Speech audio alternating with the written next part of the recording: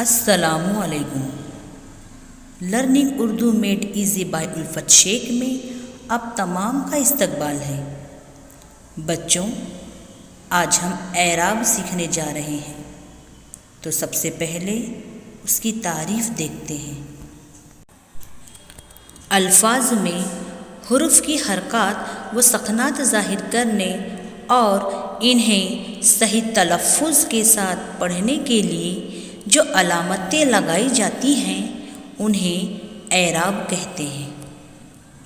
اعراب لگانے سے حروف دو حالتوں میں آ جاتے ہیں۔ نمبر 1، متحرک، جب حروف پر زبر، زیر یا پیش آئے تو یہ حروف اپنی آواز دیتے ہیں، ایسے حروف متحرک کہلاتے ہیں۔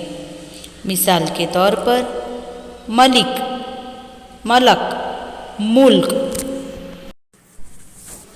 ساکن، ساکن کا دوسرا نام سکون ہے، جب حرف پر کوئی حرکت، زیر، زبر، پیش نہ ہو بلکہ جزم ہو تو ایسا حرف ساکن کہلاتا ہے۔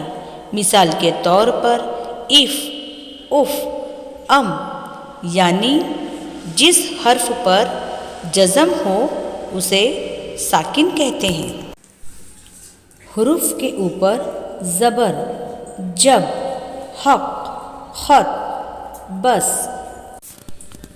حروف کے نیچے زیر، بل، جس، تل، دن۔ حروف کے اوپر پیش، سن، چن، پل، گل۔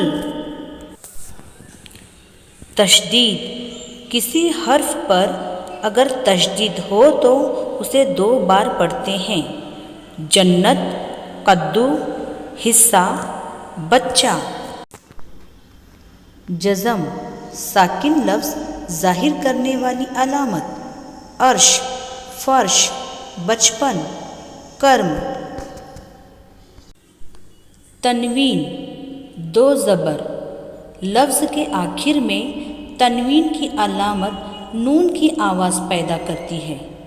فوراً، مثلاً، مجبوراً، غالباً۔